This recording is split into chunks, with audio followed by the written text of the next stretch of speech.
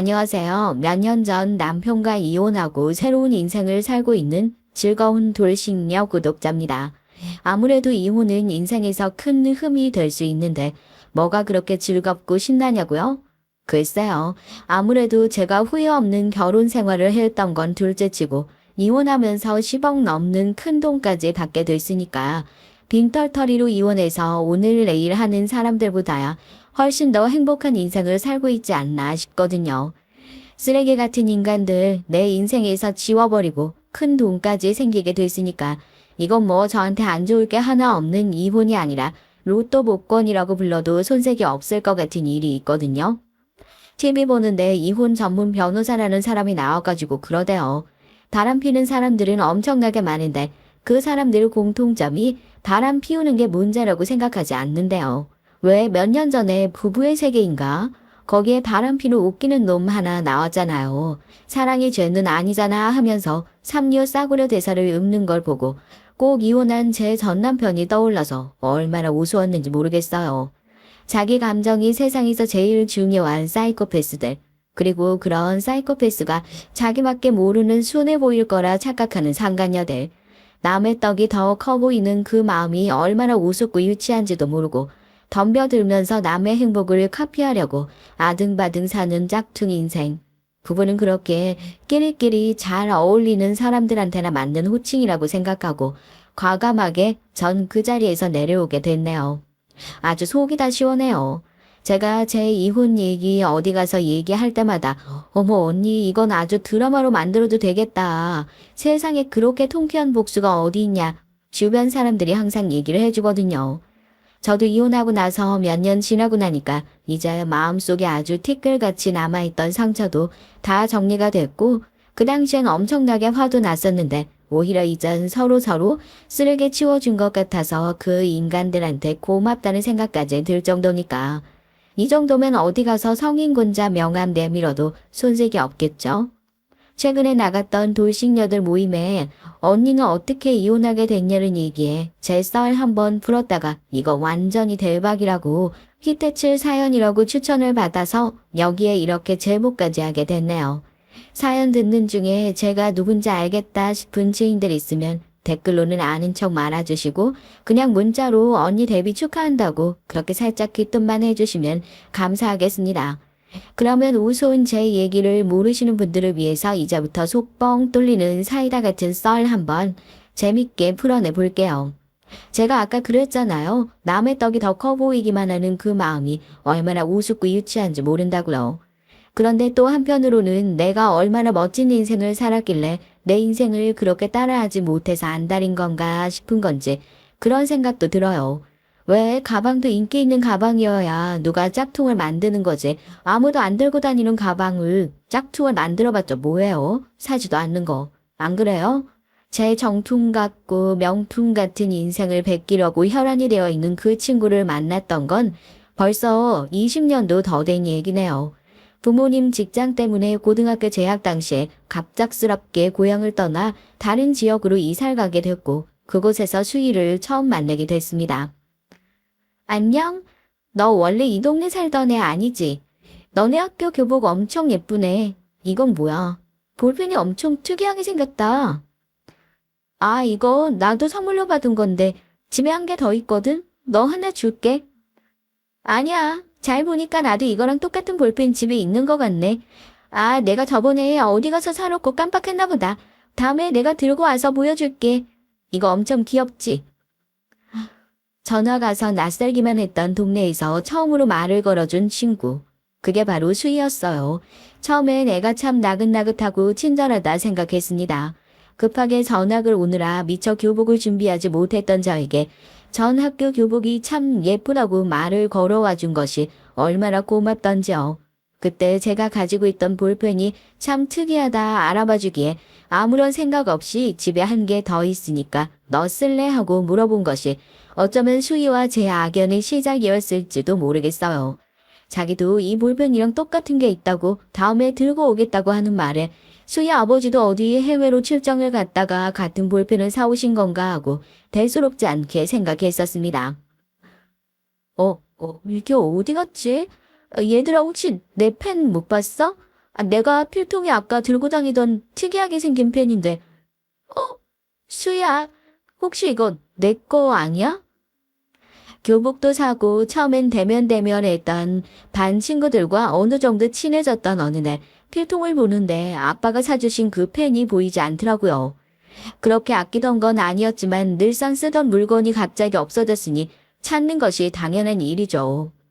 누구 빌려준 적도 없고 필통 속에 고이 들어있던 펜이 발이 달린 것처럼 사라졌길래 친구들에게 내 거 본 적 없냐 물어보고 다니는데 수희 책상 위에 익숙하게 생긴 펜이 눈에 딱 들어오는 겁니다. 아무리 봐도 저건 내 거 같은데 싶어 수희 책상에 있는 펜을 집어들고 이거 혹시 내 거 아니냐 물어보니 정말 정색을 하고 제 손에 들려있던 펜을 확 낚아채가면서 무슨 소리냐 이거 내 거다 하더라고요. 야, 무슨 소리야. 너 이런 거 가지고 있었던 적 없잖아. 이거 지수 거 아니야? 야, 니네가 봤어? 니네가 봤냐고. 나도 그때 똑같은 펜 있다고 했잖아. 이거 내 거 맞아. 그 펜에 네가 뭐 이름이라도 써놨어? 그 펜이 세상에 하나밖에 없는 거야? 왜 네가 잃어버려 놓고 애먼 사람 지금 이상한 사람으로 몰아가는 건데. 진짜 어이없네. 아, 그럼 혹시 그 펜 어디서 샀는데? 난 이거랑 똑같이 생긴 거 아빠가 해외 출장 갔다가 사다 주신 거야. 수공예품이라서 모양이랑 색깔이랑 똑같은 것도 안 겹친다고 그래서. 나도 이거 우리 아빠가 출장 갔다가 사다 주신 거야. 그때 어디지? 태국인가? 출장 갔다가 사주신 거라고. 뭐 너네 아빠만 해외 출장 다니고 그러는 줄 알아? 그냥 펜을 찾기 위해서 물어보고 다녔던 건데 어느덧 반 애들이 다 몰려들어 누가 맞네 누가 틀리네 하고 있어서 저도 아차 싶긴 했었죠. 전학 온 지도 얼마 안 됐는데 괜히 시끄러운 일 만들기 싫었거든요. 그런데 제 말이 끝나기 무섭게 반 애들이 모여서 수군거리는 겁니다. 수희 저거 거짓말 아니냐고. 수희네 아빠 이혼하고 안 계신다고 그러질 않았냐고. 얼굴이 새빨개져가지고 우리 아빠 이혼한 거 아니라고 그냥 해외에 일하러 나가신 거라고 하는 수희를 보고 순간 제 마음이 약해져 버렸죠. 고작 팬이 뭐라고 애들한테 아빠가 있네 없네 같은 소리까지 듣게 만든 것 같아서요. 수희가 꼭 붙들고 있는 볼펜은 아무리 봐도 제 거 같았지만 그냥 그게 너무 짠하고 안쓰러워가지고 제가 먼저 있지도 않은 일로 사과를 하고 말았습니다. 그래, 내가 오해한 것 같다. 이자 보니까 내가 가지고 있던 거랑 모양이 조금 다른 것 같다 하고요. 애들한테도 내가 뭔가 착각한 것 같으니까 그런 소리 말아달라고 그랬죠. 금방이라도 잡아먹을 것처럼 달려들던 애들도 제 얘기에 야, 네가 뭐 오해했나 봐. 수희야, 난 그런 뜻으로 얘기했던 거 아니다 하고 하나둘씩 사과를 하기 시작했고 정말 별 일도 아닌 것처럼 싱겁게 볼펜 도난 사건은 마무리가 되어버리고 말았습니다. 여전히 마음속으로 찜찜한 구석은 남아있었지만 고작 펜 하나 따위로 친구 마음을 상하게 하는 것보단 낫겠지 싶어서 차라리 마음이 편한 것도 있었죠. 지수야, 진짜 고마워. 난 네가 그렇게 의심했다고 해도 너 안 미워하는 거 알지? 애들이 맨날 우리 엄마랑 아빠 이혼했다고 있지도 않은 소문 만들어서 괴롭히는데 네가 내 편 들어준 것 같아서 얼마나 기분 좋았는지 몰라. 진짜 둘도 없는 친구 만난 것 같고 그래. 그날 은근히 애들 앞에서 자기 편을 들어준 제가 고마웠는지 수희는 다음날부터 저랑 눈만 마주치면 팔짱을 끼고 친한 척을 하면서 다가왔습니다. 저야 전화 가서 친한 친구가 없는 상황이었으니까 먼저 다가와준 수희랑 당연히 친하게 지냈었고요. 하지만 친하게 지내면 지낼수록 그 마음에 피어났던 작은 찜찜함은 계속해서 커져가기만 했어요. 수희의 살가움은 때때로 도를 넘는 것 같은 모습이기도 했으니까요. 자기한테 소중한 친구는 저밖에 없다. 다른 친구들은 내 마음 하나도 몰라준다. 내가 널 이렇게 소중하게 생각하니까 너도 그만큼 날 소중하게 생각해야 한다. 입버릇처럼 얘기했던 것 같네요. 오히려 전학 오고 나서 수희랑 매일 같이 붙어 다니니까 친구들 더 사귈 수 있는데도 못 사귀는 것 같았고요. 학년이 지나고 반이 바뀌었는데도 쉬는 시간이고 점심시간이고 찾아와서 붙어 다니는 수희가 처음엔 고마웠지만 점점 부담스럽게 느껴지기도 했습니다. 근데 네 친구 수희라는 애 있잖아. 난 걔 좀 그렇다. 아니 나 지난번에도 복도 지나가고 있는데 뒷모습 보고 넌지라고 가서 반갑게 인사했더니 걔더라고. 내가 눈썰미가 얼마나 좋은데 내가 착각할 정도면 완전 이상한 거 아니야? 걔 은근히 너랑 같이 다니면서 네가 하고 다니는 거 다 따라하는 것 같아서. 헐, 대박. 그거 나만 느낀 거 아니었어? 나도 처음엔 니나가 친하게 지내니까 뭐 같이 사고 이런가 보다 했는데 나중에 보니까 수희 걔가 네 머리 스타일이며 가방이며 쓰는 학용품까지 다 따라하는 것 같던데. 너 그런 거 신경 안 써? 나였으면 완전 기분 나쁠 것 같은데. 에이, 뭐 그런 걸 가지고 친구끼리 수희도 예뻐 보여서 샀나 보지. 따라한다는 생각은 딱히 해본 적 없는데. 우리가 친하긴 친한가 보다. 너무 붙어 다녔더니 취향이 비슷해졌나?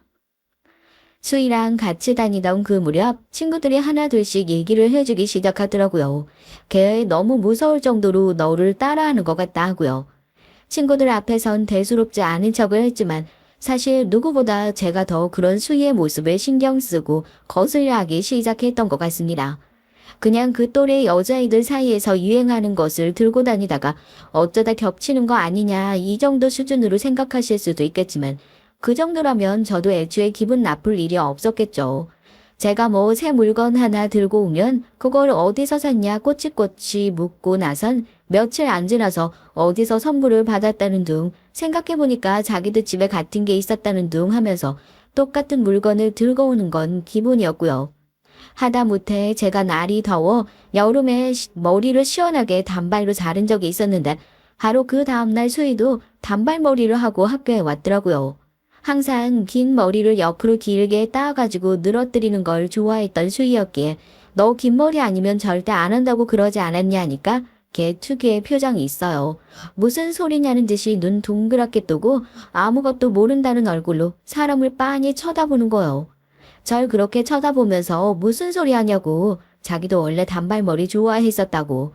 단발머리는 너만 할 수 있는 거야 하고 정색을 하고 얘기를 하는데 좀 소름 끼치기도 하더라고요. 뒷모습만 보면 누가 누군지 알아볼 수 없을 정도로 비슷하다고 친구들이 하나둘씩 얘기를 하고 저도 그게 어딘가 불편하고 싫어서 은근히 이런저런 핑계를 대며 수희랑 같이 다니는 걸 멀리 했었던 적도 있었습니다. 그때마다 끈질기게 왜 자기 떼놓고 다니냐고 너랑 나랑은 세상에 둘도 없는 단짝 아니냐고 달라붙어 왔던 수희지만 말입니다. 한참 공부하느라 바쁠 시기였는데 수희 걔를 신경 쓰느라 수험 스트레스 말고도 참 스트레스 많이 받았던 것 같아요. 이게 대놓고 따라한다고 기분 나빠하기도 애매하고 또 너 왜 나 따라하냐 하고 물어보면 정색을 하고 너 그거 자의식 과잉이라고 네가 연예인도 아닌데 왜 내가 널 따라하냐고 달려들고 하면 저도 무안해서 할 말이 없고요. 그런 수희가 유일하게 따라할 수 없었던 것이 딱 두 가지가 있었는데 하나는 제 성격, 하나는 가정 환경이었던 것 같습니다. 전학 오기 전 학교에서도 항상 상위권의 성적을 유지했던 저였기에 학생 숫자가 좀 더 적은 학교로 오니까 오히려 등수 관리하기는 더 수월하더라고요. 내신 관리하라고 일부러 부모님께서 신경 써서 전학 올 학교를 골라주신 덕도 있었지만요. 반면에 수희는 열심히 공부하는 것까진 곧잘 따라하는 것 같은데 그래도 타고난 머리를 베낄 수는 없는 거 아니겠어요? 그렇게 열심히 노력을 하는데도 성적은 늘 중위권에서 제자리 걸음이었죠. 집안 환경이야 뭐 저도 나중에 엄마 통해 듣게 된 얘기였지만 학기 초에 친구들이 수희네 부모님이 이혼하셨다는 얘기들이 어렴풋이 사실이라는 걸 알고 있었습니다. 아마 걔도 자존심 때문에 부모님 이혼했다는 사실을 밝히는 대신 아빠가 어디 해외로 출장을 가셨다 하고 우기고 다니는 거였겠지만 좁은 동네에서 얼마나 소문이 빠른데요. 아빠의 외도로 이혼하고 엄마와 둘이서 살게 된 지 한참 됐다고 하더라고요. 저야 부모님이 크고 작은 일로 투닥거리시긴 하더라도 늘상 화목한 가정에서 자라왔으니까 어린 나이에 부모님의 외도를 겪어야 했던 걔 마음을 이해할 수 없지만 그래도 자기 나름대로 힘든 것들이 참 많았겠구나 싶어서 더 안쓰러워했던 그런 것도 있었던 것 같아요. 지수야, 너 대학 어디로 갈 거야? 요즘엔 굳이 서울로 대학 안 가도 지방에 괜찮은 대학 많다고 하던데 너 K대 쓰려고 한다면서? 선생님한테 들었어. 내가 요즘 입시에 관심이 많아져서 이것저것 알아보는데 K대가 딱 봤을 때 괜찮은 것 같은데 다니는 사람들 얘기 들어보니까 다 별로라고 하더라고. 차라리 이응대는 어때? 너 집에서 학교 다니는 것도 가까워서 좋을 거고. 그리고 나도 5대 심리학과 써보려고 하거든. 뭐 5대? 아니야, 난 그냥 K대 쓸래. 전학 왔을 때 처음부터 거기 생각하고 있었고 부모님께서도 다 거기 쓰라고 하셨거든. 거기다가 K대랑 5대는 비교가 좀 안 되지 않나? 누가 대학을 집 가까운 데로 다녀. 어떻게든지 성적 맞춰서 더 좋은 데로 가는 게 좋지. 대학교 수시를 쓸 때쯤 돼서는 더 가관이었어요. 수희는 뜬금없이 제가 가려는 대학이 재학생들이 별로라고 한다. 거기서 사건 사고도 얼마나 많이 일어나는지 모른다 얘기를 하면서 은근히 자기가 가려고 했던 5대를 써보는 게 어떻겠냐 권유하더라고요. 솔직히 그때 수희에 대한 생각이 확 깨버렸던 것 같네요. 얘가 은근히 나를 따라한다는 건 진작부터 알고 있었지만 성적은 차마 따라갈 수 없으니 이제 자기랑 비슷한 수준으로 나를 끌어내리려고 하는 건가 싶어서 좀 짜증나기도 했고요. 누가 그런 부분을 양보할 수 있겠어요? 난 절대 그럴 생각 없다. 졸졸 쫓아다니면서 귀찮게 하는 수희한테 공부하는데 방해되니까 제발 그만 좀 하라고. 네가 아무리 그래도 난 그 대학 갈 생각 없다고 하니까 하는 말이 기가 막혀요. 자긴 돌도 없는 친구라고 생각했었는데 전 그렇게 생각하지 않는 것 같다고. 그게 실망이랍니다. 안 그래도 예민해서 누가 콕 찌르면 뻥 하고 터져버릴 것 같은 시기에 옳다구나 하고 싸웠던 것 같아요. 네가 나 따라하고 다니는 거 내가 모를 줄 알았냐. 이제 성적은 못 따라하게 생겼으니까 어떻게든지 같은 대학교 가려고 나 끌어내려고 하는 거 아니냐. 내가 왜 네 장단에 하나하나 맞춰줘야 하냐. 이제 나한테 제발 말도 걸지 말고 내 근처에 얼씬도 하지 말아라 하고요. 수희는 그런 저에게 너 그거 정신병이라고. 왜 자기가 널 따라할 거라고 생각하냐고. 끝까지 자긴 그런 적 한 번도 없다면서 빠득빠득 우겨대는데 저도 참다 한 소리 했죠. 그래, 나 정신병자고 네가 나 맨날 따라하는 것 같아서 지겨우니까 이제 제발 내 눈에 안 띄는 데서 좀 살 수 없어? 네가 아무리 그래봤자 난 절대로 너랑 안 비슷하니까. 너도 누구 따라하는 짓 좀 그만하고 네 인생 좀 살라고. 맨날 이러는 거 쪽팔리지도 않니? 제 말에 충격을 받은 건지 뭐 어떤 건지 몰라도 그날 이후로 수희랑 멀어지겠다는 제 결심은 잘 지켜졌던 것 같습니다.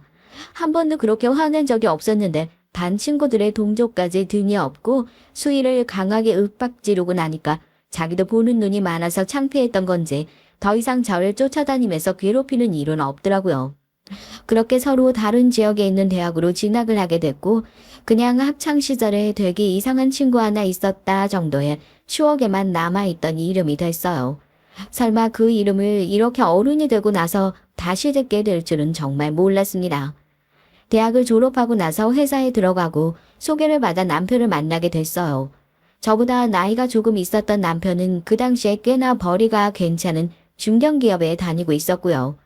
결혼식을 하며 오랜만에 동창들에게 청첩장을 돌린답시고 연락을 하면서 수희에게까지 연락을 할까 말까 고민을 참 많이 했었던 것 같습니다. 아무리 어렸을 때 싸웠던 친구지만 한때 둘도 없이 붙어 다니던 사이였던 건 사실이고 또 그렇다고 부르기엔 걔나 저나 끝마무리가 별로 좋지 않아서 오히려 불편해하지 않을까 싶기도 하고요. 그래, 결혼식은 내 날인데 이렇게 고민할 게 뭐가 있냐. 그냥 마음 편한 사람들만 불러서 행복하게 행사 잘 치르자 생각하고 수희를 제 결혼식에도 따로 부르지 않았어요. 그런데 신부 대기실에서 너무 오랜만이라고 왜 자기한테 연락 안 했냐고 반갑게 웃으면서 들어오는 수희를 보고 저도 조금 당황했었죠. 지수야, 너 결혼하는 거 미리 알았으면 그게 내가 받는다고 얘기했을 텐데 너 설마 옛날에 우리가 싸웠던 것 때문에 불편해서 나 안 부른 건 아니지? 어렸을 때 그런 걸로 싸우기도 하고 그러는 거지. 그래도 한때 제일 친했었던 친구인데 어떻게 날 빼놓을 수가 있어. 미안, 일부러 그랬던 건 아닌데 어쩌다 보니까 그렇게 됐네. 그래도 친구들 통해서 어떻게 연락이 닿았나 봐. 축하해주러 일부러 와줘서 정말 고마워, 수야. 그래도 결혼식 축하해주겠다고 고향에서 달려온 친구한테 싫은 소리를 할 수는 없잖아요. 이렇게 와줘서 정말 고맙다. 넌 요즘에 뭐하고 사냐? 성의 없는 안부를 물어보니까 자기도 사실 결혼 준비하고 있는 남자가 있다고. 몇 달 후에 결혼식 올릴 거라고 그러대요. 너무 축하한다고 결혼할 사람이랑 같이 오지 그랬냐고 하니까 예비 신랑이 너무 잘 나가는 회사에 다니고 있어서 바빠가지고 주말에 자기랑 같이 예식장 쫓아다닐 정신이 없는 것 같다고 그래요. 그러냐고 너 결혼식 할 때 청첩장 꼭 보내달라고 하니까 웃으면서 알겠다고 그럽니다. 학창 시절에 조금 불편했었던 적도 있었지만 그래도 저렇게 잘 살고 있는 모습 보니까 다행이다 싶기도 하고 진심으로 축하해주는 모습에 어른스럽지 못하게 괜히 그런 일 때문에 신경 썼던 제 자신이 좀 웃기게 느껴지기도 하더라고요. 내가 사실 수희를 더 신경 쓰고 있었던 게 아닌가 하고요. 수희제 너 결혼한다고 하니까 너 따라하고 싶어서 괜히 자기도 결혼한다고 없는 얘기 지어내고 그러는 거 아니야? 왜 학교 다닐 때도 꼭 그랬었잖아. 네가 하는 건 다 자기도 꼭 따라서 해야 되고 난 쟤 결혼한다는 저 말도 왜 이렇게 굴어갔니? 아유 그게 언제적 얘긴데. 그리고 누가 친한 친구 결혼하는 거 보고 질투나서 그런 것 가지고 거짓말 하겠어. 안 그래? 너네도 가만 보면 학교 다닐 때부터 수희에 대해서 너무 안 좋게 생각하고 색안경 끼고 보는 게 있는 것 같다. 물론 나도 싸우긴 했었지만 쟤 그렇게 마냥 나쁘고 그런 애는 아니야. 솔직히 난 이렇게 결혼식 와준 것만으로도 고마운걸? 어렸을 때부터 수희를 쭉 봐왔었던 친구들은 결혼을 한다고 호들갑을 떨어대는 수희의 모습을 보면서 저것도 거짓말 아니냐 하고 의심스러운 눈치를 보냈지만 설마 그런 것 가지고 거짓말 하겠냐. 저도 미심쩍긴 했어요. 그래도 애들 앞에선 별다른 내색을 하지 않고 수희 편을 들어줬죠. 그리고 얼마 안 지나서 정말로 수희에게 청첩장이 왔고요.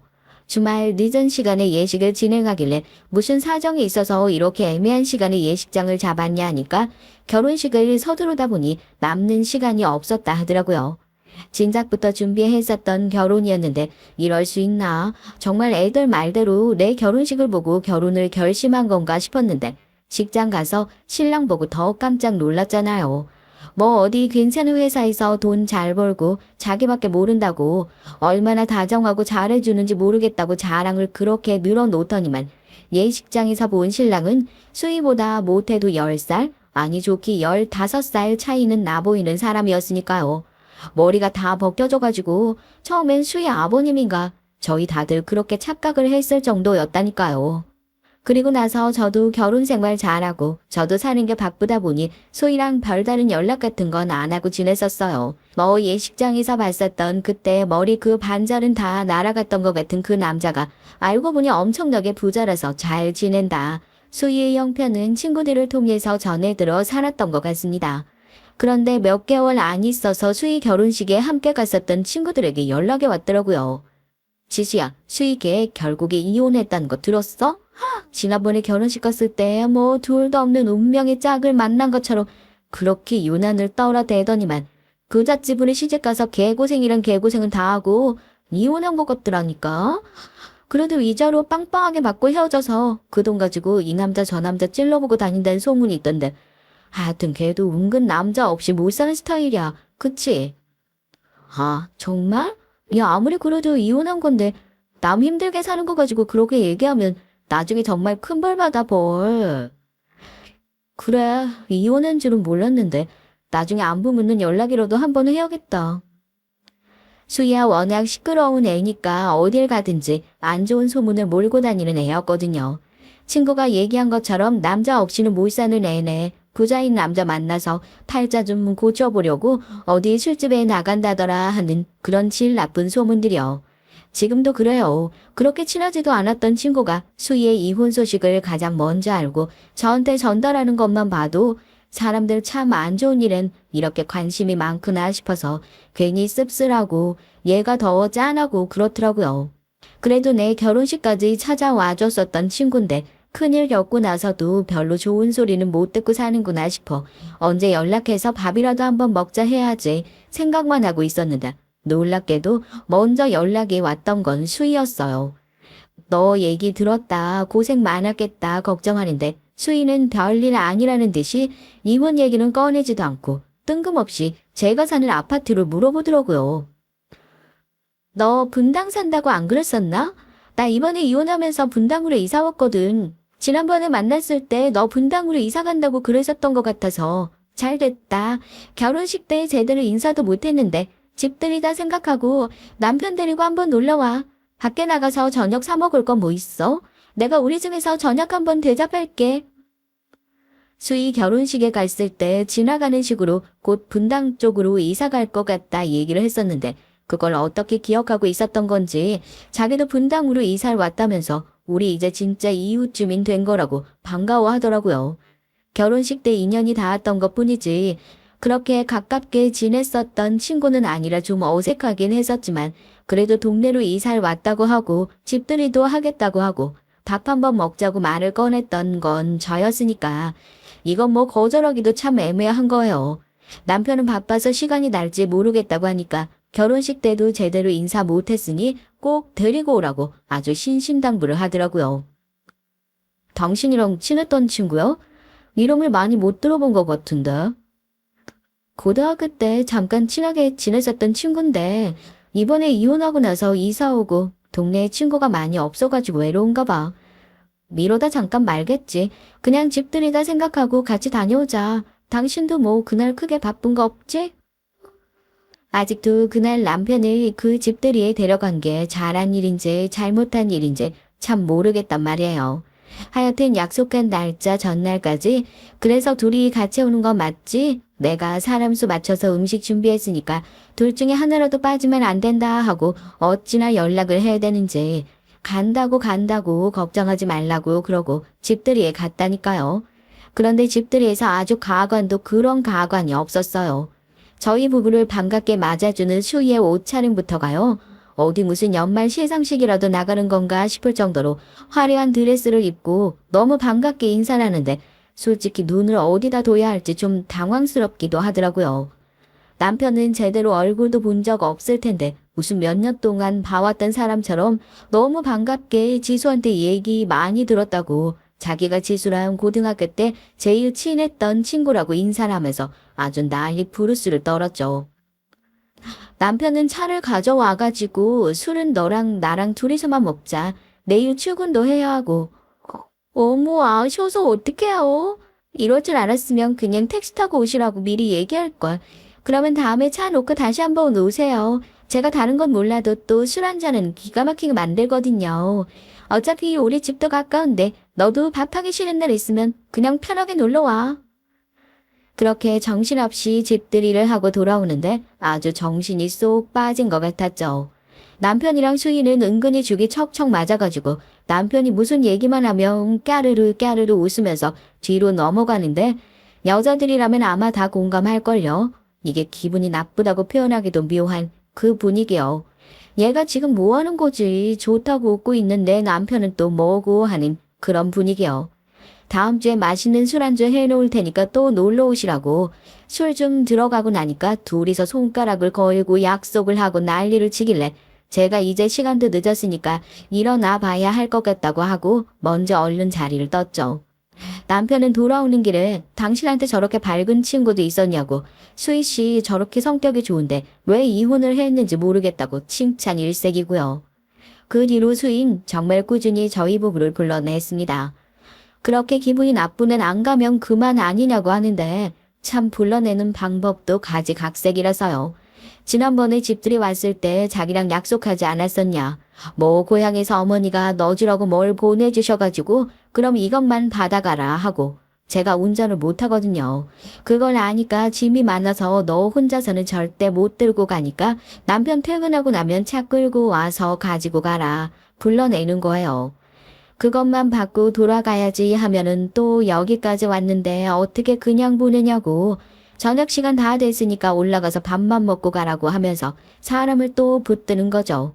반주 좋아하는 남편이니까 밥 먹다가 또 술 한잔 할 분위기 잡히면 출근하는 내가 괜찮은데 뭐 어떠냐 하면서 냉큼 자리에 눌러앉고요. 둘이 어찌나 죽이 척척 맞는지 옆에서 보고 있는 저만 열불이 나는 거예요. 그날은 아주 가관도 그런 가관이 따로 없었어요. 또 말도 안 되는 수희의 억제 땡깡으로 고향집에서 지수 넣어주라고 고구마 보내주셨다고 받아가라고 한 거 가지러 갔다가 놀러 앉아가지고 술까지 마시게 됐는데 아주 작정을 했는지 술을 거하게 마신 수희가 볼까지 빨갛게 달아오를 정도로 취해선 진상을 따르기 시작하더라고요. 지수 넌 결혼 참 잘한 것 같다. 너무 부럽다 얘. 난 진짜 이혼하고 매일 외롭고 힘들어서 죽을 것 같은데. 형부, 아니 이제 친해졌는데 말 편하게 해도 되죠? 한 동네 사는데 그냥 오빠 동생 하면서 지내도 되잖아요. 우리 남편이 오빠 정도만 됐어도 내가 이혼 안 했지. 난 진짜 나 꼭 닮은 애 낳아가지고 사는 게 평생의 소원이었는데 이렇게 외롭게 살 줄 알았으면 애라도 하나 낳고 이혼할 걸 그랬어. 내 인생 이제 어쩌면 좋아. 얘, 너 무슨 아무리 친해도 그렇지 오빠라니 그게 무슨 말이야. 수희 씨 취한 것 같은데 여기다 대고 뭐 지금 그런 걸 따지고 있어. 아유 고생하셨겠어요. 자 울지 말고 여기 휴지 받으세요. 여자 혼자서 사는 게 쉬운 일이 아니죠. 아무리 친하다고 해도 친구 남편한테 오빠라고 그러는 사람이 세상 천지에 어딨어요. 저도 거기서 열이 받아서 너 술이 너무 과한 것 같다고 아무리 그래도 사리 분별은 잘 해야 할 거 아니냐고 당신도 빨리 일어나라고 가방 챙겨가지고 그렇게 일어났습니다. 다음날 아침이 되니까 수희한테 바로 연락이 오더라고요. 자기가 아무래도 미친 것 같다고 어제 큰 실수했다고요. 어제 네가 한 행동이 실수인 줄은 알고 있니? 나 애들이 너에 대해서 함부로 얘기할 때도 그냥 그러려니 했었는데 아무리 그래도 그건 아니지. 네가 내 남편 있는 자리에서까지 그렇게 행동하는데 내가 어떻게 마음 편하게 너 만나겠니? 이혼하고 많이 힘든 것 같은데 마음 추스릴 때까지 당분간 연락하지 말자. 너도 지금 너 혼자 마음 정리할 시간이 필요한 것 같으니까 좀 다 정리되면 다시 연락하든지 해. 알겠니? 저도 잔뜩 열이 받아서 그렇게 매몰차게 전화를 탁 끊어버렸어요. 그제서야 당황한 수희가 문자로 장문의 사과 연락을 보내고 전화를 하고 난리를 치길래 전화도 그냥 차단해버렸죠. 저도 어지간히 스트레스를 받았으니까요. 퇴근하고 집에 돌아온 남편이 저한테 그래요. 혹시 수희 씨랑 싸웠냐고. 제가 연락을 안 받으니까 아마 남편한테 연락을 했었던 모양입니다. 남편한테도 따끔하게 얘기했죠. 와이프 친구랑 그렇게 살갑게 지내는 거 당신은 어떨지 몰라도 난 솔직히 이해 안 간다.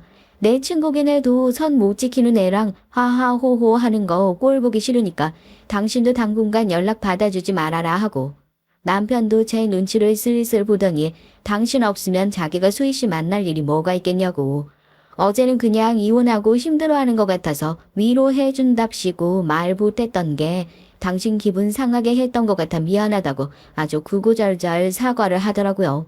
그때까지만 하더라도 손뼉이 마주쳐야 소리가 난다는 사실을 깨닫지 못하고 그냥 수희 그 기집애 걔가 버릇 남 못 주고 제 남편한테까지 기어이 꼬리를 치는구나 싶어서 그냥 수희랑만 연락 안 하고 지내면 제 화도 잠잠하게 가라앉겠거니 그렇게 생각을 했습니다. 그렇게 거의 두어 달이 지났고 매일같이 오던 수희의 연락도 어느 순간 또 끊겼길래 얘가 드디어 정신 차리고 자기 혼자 마음 정리를 하고 있구나 그렇게 생각하고 있었어요. 여보, 엄마가 계단 내려가다가 뭐 삐끗하셨나 봐. 별일 아닌 것 같긴 한데 그래도 내가 좀 내려가서 봐야 할 것 같아. 이제 나이도 있으시고 큰일 아닌가 괜히 걱정이 되네. 나도 오늘 저녁에 중요한 미팅 있어서 못 내려가 볼 것 같은데 당신 혼자 버스 타고 갈 수 있겠어? 무슨 일 있으면 연락하고 아니다 그냥 택시 타고 내려가. 언제 버스에서 내려서 또 갈아타고 뭐하고 해. 당신 말대로 어머님 나이도 있으신데 얼른 가봐야지. 저희 엄마가 계단에서 삐끗하셔서 병원에 가셨다고 연락이 온 거예요. 이제 나이가 있으셔가지고 툭 하면 어디 넘어지고 다치고 하시는 게 괜히 걱정도 되고 괜찮다고는 하시는데 전화를 받는 목소리가 영 좋지 않았습니다. 걱정이 돼서 제가 얼른 내려가 봐야 할 것 같다고 남편한테 연락을 하니까 자기는 오늘 회사에서 중요한 약속이 있어서 못 내려가 볼 것 같다 하대요. 그렇게 저 혼자 택시를 타고 본가에 가서 보니까 정말 경미하게 살짝 삔 정도? 엄마한테 제발 사람 좀 그만 놀래키라고 타박을 주고 저녁 내내 병원에서 엄마 곁을 지키고 있었죠. 정신이 없어서 남편한테도 잘 도착했단 연락만 하고 별다른 연락을 하지도 못했었네요. 아유, 엄마 별것도 아닌데 얼른 그냥 올라가. 너 여기 이렇게 와가지고 노인네 옆에 지키고 있으면 강서방 밥은 누가 챙겨준다니? 기껏 내려와가지고 하루 자고 가려고 그랬더니만 엄만 쓸데없이 사위 밥이나 걱정하면서 자기 걱정은 하지 말고 얼른 집 비우지 말고 올라가라고 성화를 또 부리세요. 그러면 엄마 잠든 것만 보고 가겠다고. 그렇게 오랜만에 엄마랑 투닥거리면서 얘기도 하고 엄마 잔소리하는 거 보니까 완전히 나이롱 환자 같다고 그렇게 장난을 치다가 잠든 거 보고 놀란 가슴 쓸어내리면서 첫 차로 집에 올라가게 됐습니다. 저희 남편 잠들면 정말 누가 업어가도 모를 정도로 깊이 잠에 들거든요. 아니나 다를까 현관문 열자마자 무슨 탱크 지나가는 소리가 들리더라고요. 남편 코 고는 소리요. 어제 회식이라더니 술을 어지간히 많이 마셨나 보다 하면서 저도 피곤한 눈을 비비면서 어지러진 집을 조금이라도 치우고 눈 좀 붙여야겠다 하고 주방으로 들어갔는데 순간 심장이 덜컥 하더라고요. 설거지통에 대충 물만 담가 놓은 식기들, 그 매서운 여자의 촉이라는 게 있지 않습니까? 분명히 어제 회식이라고 하더니 집에서 술을 마신 흔적이 있더라고요. 워낙 집에서 혼자 술 마시는 걸 좋아하는 남편이었으니까 그것만 있었더라면 제가 이렇게 놀랄 일도 없었겠죠. 설거지통으로 가보니까 포크며 술잔이며 죄다 2세트씩 나와 있더라고요. 채 물에 담궈지지 못한 와인잔 하나가 설거지통 위에 둥둥 떠 있는데 그 끄트머리에 보이는 핑크색 입술 자국. 왜 그걸 보자마자 평소에도 번들번들 입술을 바르고 다니는 수희의 얼굴이 머릿속에 탁 스쳐 지나갔던 걸까요? 넌 무슨 부침개 먹은 것처럼 무슨 입술을 그렇게 번들거리게 바르고 다니냐 했던 저희의 대화도 생각나고요. 얼른 핸드폰을 들어 와인잔 사진을 찍어놓고 설거지통 안으로 와인잔을 푹 담궈버렸습니다. 혹시나 하는 마음에 덜덜 떨면서 안방 문고리를 돌리니 이게 다행인지 아닌지 남편 혼자 늘어지게 코를 골며 자고 있더라고요. 그대로 돌아서려는데 설마 하고 남편의 핸드폰을 들었습니다. 결혼기념일인 핸드폰 비밀번호를 누르니까 기가 막혀요. 왜 이렇게 기분 나쁜 예감은 한 번도 틀린 적이 없는지 낯익은 번호와 주고받았던 문자 내역을 보니까 진짜 헛웃음만 나오더라고요.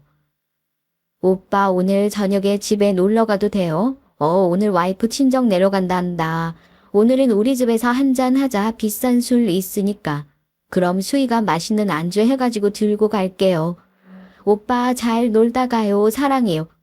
이것들이 아주 나 없는 집에서 지랄이란 지랄은 다 했구나 하고 정신이 나가버리는 것 같더라고요. 당장이라도 남편 깨워서 이게 뭐냐고 뺨이라도 올려붙이고 싶었지만 누가 그러더라고요. 이게 진짜냐고 캐 묻는 순간 범인들은 더 숨기 마련이라고. 열받아서 죽을 것 같아도 아무것도 모른 척하고 복수를 위해서 조용히 증거나 모으라고요. 수희랑 남편이 주고받은 문자를 핸드폰으로 옮겨놓고 그렇게 뜬 눈으로 밤을 지새웠습니다. 여보 언제 들어왔어? 어제 회식하고 들어와서 술이 모자랐나.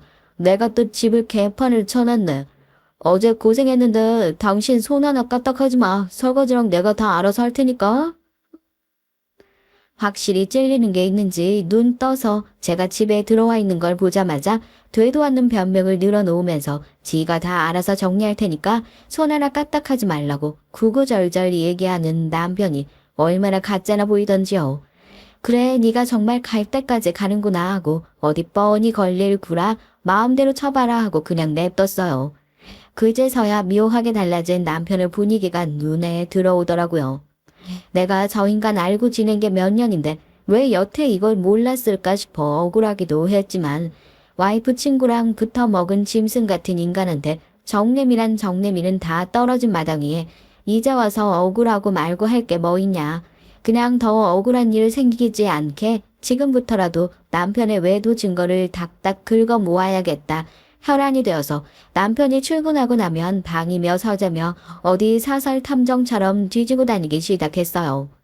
불륜에서 끝날 줄 알았더니 제가 집에서 열심히 살림하고 다닐 동안 웃기는 짓은 다 하고 다녔더라고요. 차고 넘치는 증거에 이젠 이혼 통보만 남은 상태. 그동안 그 불려제 같은 기집엔 뭐 하고 있었냐고요? 쓰레기 같은 인간 제가 알아서 그 품에 들려주려고 했었건만 멍청한 것들이 지 무덤 지가 팔 계획을 세우고 있었나 봅니다. 한동안 연락 없던 수희에게 갑자기 연락이 왔거든요. 자기 이자 마음 정리 다 됐다고 꼭 해야 할 말이 있어서 얼굴 좀 봤으면 좋겠다고 하길래 되도 않는 사과나 또 하려나 보다 했었는데 만나자마자 꺼내는 말에 저 너무 웃겨가지고 진짜 배꼽 잡고 쓰러질 뻔했잖아요. 불륜하는 사람들 왜 그렇게 하나같이 촌스러운 거예요? 뭐 자기들이 드라마 여주인공이라도 된 거라고 생각하는 건지 저 보자마자 무릎 꿇고 딱 그러더라고요. 남편이랑 헤어져 달래요. 너도 이미 다 알고 있지 않냐면서요. 오빠랑 나랑 진짜 사랑하는 사이야. 네 남편 너보다 내가 훨씬 더 사랑해줄 자신 있다고. 딱이 때리고 싶으면 딱이 때리고 욕하고 싶으면 욕을 하고 침을 뱉고 싶으면 침을 뱉어. 그래도 사람 마음을 어떻게 숨길 수가 있니? 이혼했주라 응? 오빠도 나한테 그랬어. 자기 이제 행복하게 살고 싶다고. 나랑 있으면 꼭 20대 초반으로 돌아간 것처럼 가슴이 터질 것 같고 설렌다고.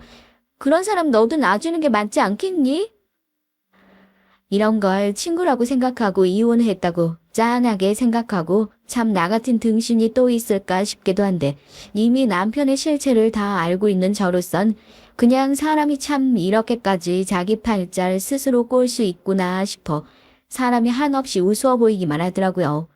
그래도 할 말은 해야죠. 여기서 그냥 눈 뜨고 남편 뺏기면 그거야말로 제대로 된 등신이잖아요. 넌 이제 하다 따라할 게 없어가지고 남의 남편까지 따라하고 싶니? 뭐 이런 도둑년 같은 게 다 있어. 내가 언제 널 따라했다고 그래. 너 옛날부터 맨날 그러더라. 내가 이제 너보다 잘 살 것 같으니까 네가 지금 나 질투해가지고 그러는 거 아니야? 말은 바로 해야지. 야, 누가 누구보다 잘 살아. 그래, 말 잘했다. 나 남편 때문에 직장도 관두고 전업주부 생활 편하게 잘하고 있었는데 내가 누구 좋으라고 이혼 도장을 찍어줘? 나 너처럼 청승맞은 이혼녀로 안 살고 싶어. 응? 제 얘기에 수희가 제대로 긁힌 건지 입술을 깨물고 어쩔 줄 몰라 하다가 결국 악지르더라고요. 너 돈 때문에 그러는 거냐고 지금. 그 돈 자기가 주면 이혼해 줄 거냐고. 얼마 주면 이혼해 줄 거냐입니다. 10억 주면 조용히 이혼해 줄 거냐고. 그 얘기 듣자마자 속으로 박장대소했죠. 그래, 네가 내 남편 사랑한다고 10억 보내주면 내가 깔끔하게 이혼해 주겠다. 그러니까 계좌번호 하나 적어달랍니다. 내일 당장 10억 보내줄 테니까 오늘 짐 싸놓고 내일 돈 들어오는 대로 이 집에서 나가달라고.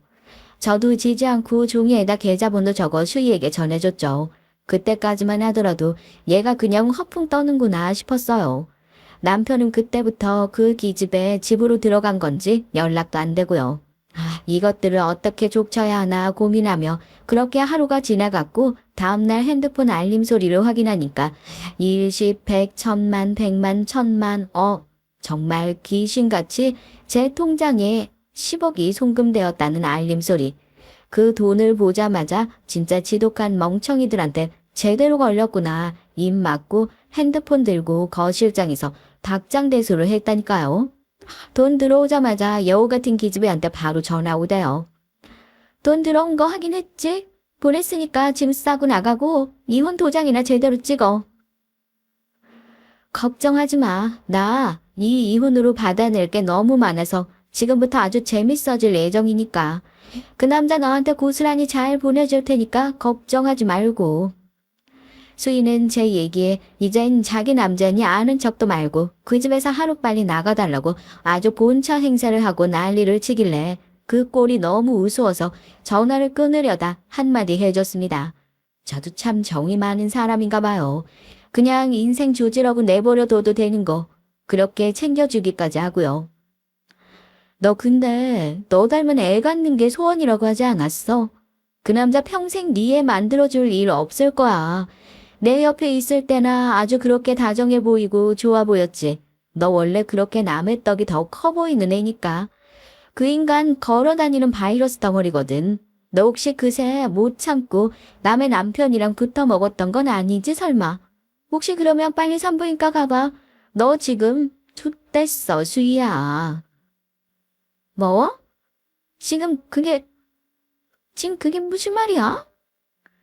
남편의 외도 증거를 수집하기 위해 집 구석을 뒤지면서 우연히 남편의 병원 검사 중이를 발견하게 됐어요. 바람도 필 줄 아는 놈인데 다른 허튼 짓이라고 안 했겠어요. 얼마나 난잡하고 추잡하게 살았는지 검사 중에 빼곡하게 바이러스 양성 반응들이 나와 있더라고요.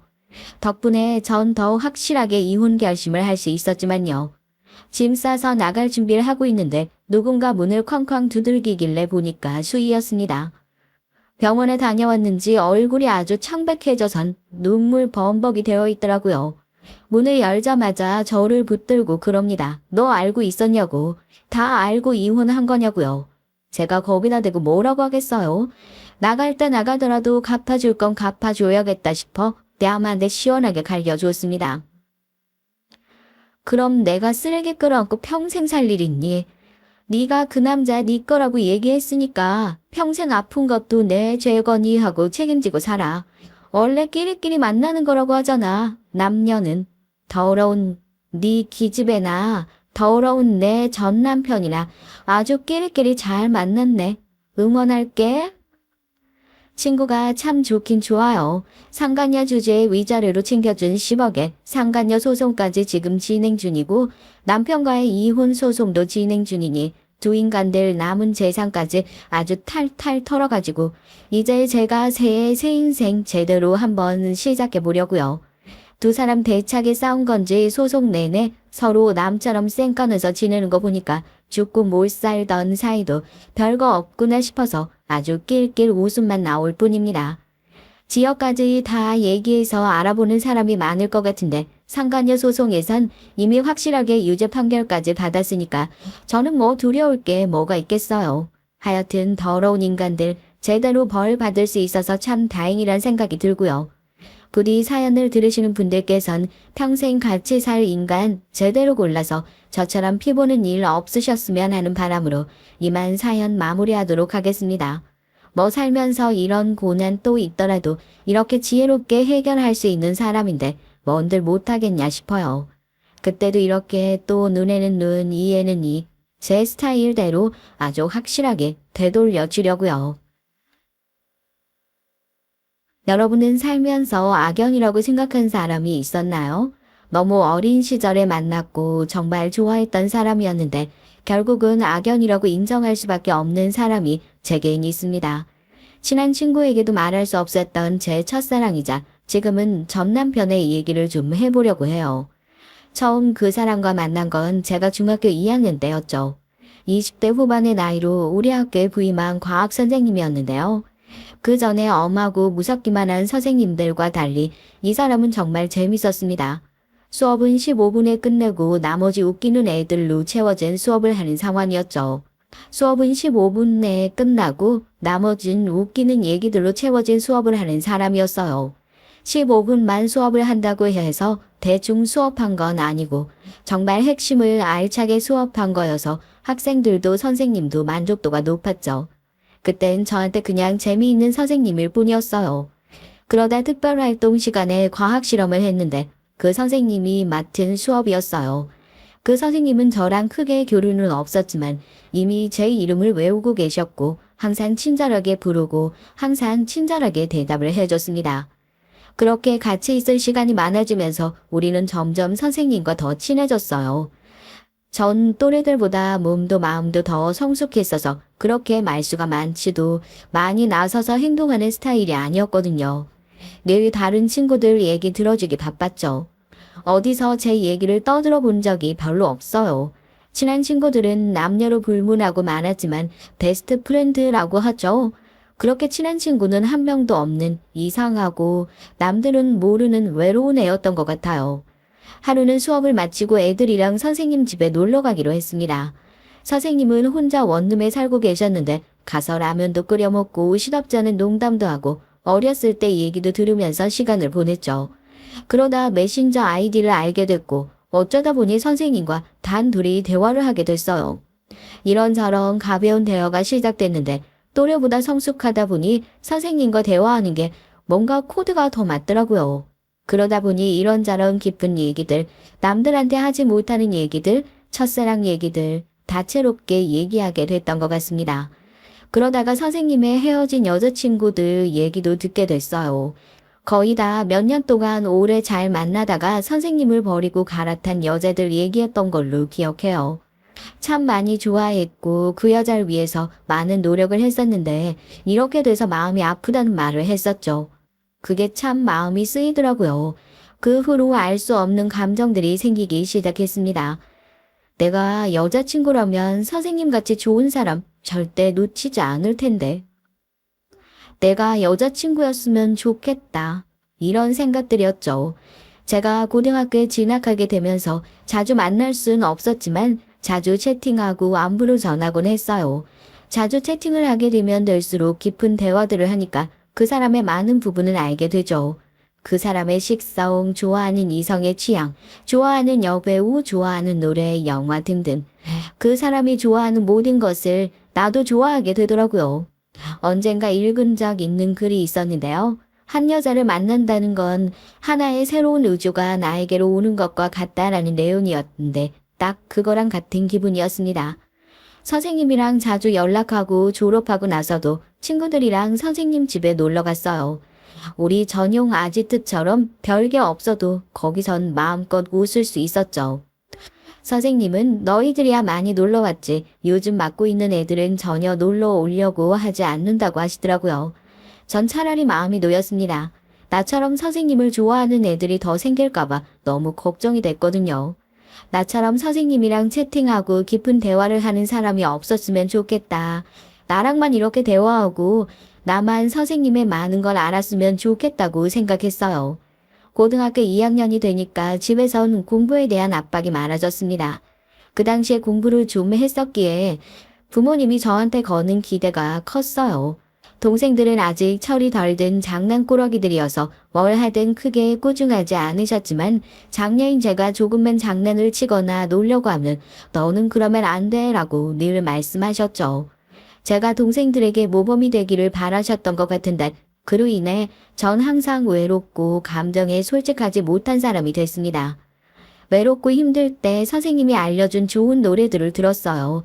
여자친구랑 헤어지고 들었던 노래들, 아름다운 옛날 노래들, 힘든 시간을 그렇게 보내고 그래도 힘든 게 좋아지지 않으면 선생님이랑 전화통화를 하거나 채팅을 했습니다. 시간이 가면 갈수록 선생님과 함께 다녔던 추억들이 생각나서 그리운 마음이 더 커졌고요. 방학 때면 집에 놀러 오라는 그 말에 방학이 되기만을 기다렸어요. 방학이 되자마자 첫 번째 주말에 새로 산 부드러운 핑크색 옷을 입고 원룸에 놀러 갔죠. 늦잠 잤던 선생님은 잠이 덜 깬 모습이었습니다. 그 모습마저도 친근하고 꾸밈 없는 모습 같았죠. 선생님이 씻고 나올 동안 새로 나온 애니메이션을 보면서 기다렸습니다. 같이 밥도 먹고 노래도 듣고 일상을 공유했죠. 오랫동안 같이 대화하다 보니까 선생님도 저한테 스스럼 없이 개인사를 얘기했고요. 쌤, 집에서 결혼하라고 안 하세요? 그렇지 않아도 성하셔서 선도 한번 봤는데 영 아니더라. 엄마가 너무 답답하셨는지 점집에 가서 점도 보고 오셨어. 내가 동갑 아니면 나이 차이 엄청나는 여자랑 결혼한다더라. 와, 그래도 결혼을 하긴 하나 보네요. 뭐, 니놈이 쌤은 놀리면 되냐 안 되냐? 이리 와. 좁은 원룸에서 잡고 뛰고 놀다가 지쳐서 둘 다 방바닥에 들어 누웠어요. 그때까지 선생님이라고만 생각했기 때문에 남자와 같이 누워있다고 생각하지 않았던 것 같아요. 참 순진한 애 같죠. 하지만 전 몸도 마음도 이미 성숙한 여자였습니다. 선생님이 알려주는 모든 걸 좋아서 스펀지처럼 흡수하고 좋아한다는 눈빛을 마구 보내댔으니 게다가 누워서 말똥말똥한 눈으로 바라보고 있었으니 선생님은 순간 뭔가 복잡한 눈빛이었던 것 같아요. 어느샌가 서로 같이 나란히 붙어서 얘기하고 있었는데 순간 선생님 손이 제 가슴에 닿았습니다. 아, 미안, 팔꿈치인 줄 알았어. 네? 근데 참 여자들 옷은 소재가 참 부드럽다. 부드럽네. 잠시 침묵이 흐르고 갑자기 선생님이 절 지그시 바라보다가 제 입술에 입을 맞췄습니다. 순간 전 너무 당황해서 아무 말도 못하다가 TV에서 보면 키스할 때 눈을 감던데 나도 감아야 하나 하다가 그냥 눈을 감았죠. 그러자 선생님은 더 과격하게 키스를 시작했어요. 제 몸 여러 곳을 어루만지고 계속 스킨십을 이어갔죠. 전 처음 겪는 일이라 정신이 하나도 없었어요. 어쩌다가 이렇게 된 건지 어떤 상황인지 정신이 없었습니다. 나만 좋아하는 게 아니었나? 선생님이 나를 좋아하다니, 나랑 이런 관계가 될 수 있다니, 이런 생각들 뿐이었던 것 같아요.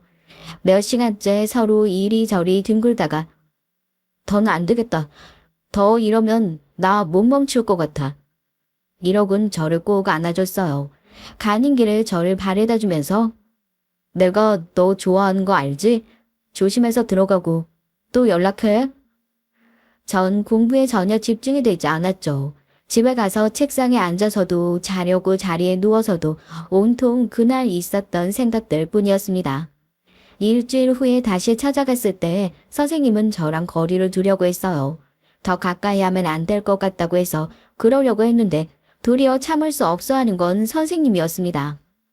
같이 있다 보니까 너무 괴로웠는지 제 가슴에 얼굴을 묻고 내가 얼마나 보고 싶었는지 아냐고 하더라고요. 전 말 대신 꼭 안아주고 등을 토닥여 줬습니다. 말 안 해도 뭐가 괴로운지 알 것 같았거든요. 미성년인 제자와 사랑에 빠진다는 건 사회 통념상 있어서는 안 될 일이었으니까요. 그때 선생님도 많이 외로웠던 때였으니까요. 온 마음과 정성을 다해서 몇 년 동안 서로 사랑했어도 떠나버리는 여자들밖에 없었는데 오직 내가 세상의 전부인 양 나만 초롱초롱한 눈으로 바라봐주는 어린 여자가 생긴 거였으니까요.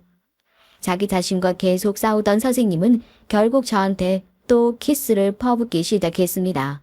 제 몸을 어루만지고 사랑의 말을 속삭였죠. 전 그런 행위들에 흠뻑 취해서 계속 사랑받고만 싶었어요.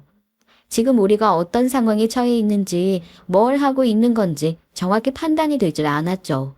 선생님은 이러다가 큰일 나겠다 싶었는지 고3 수능 칠 때까진 다시 원룸에 오지 말고 전화통화만 하다가 수능 치고 보자고 약속을 했습니다.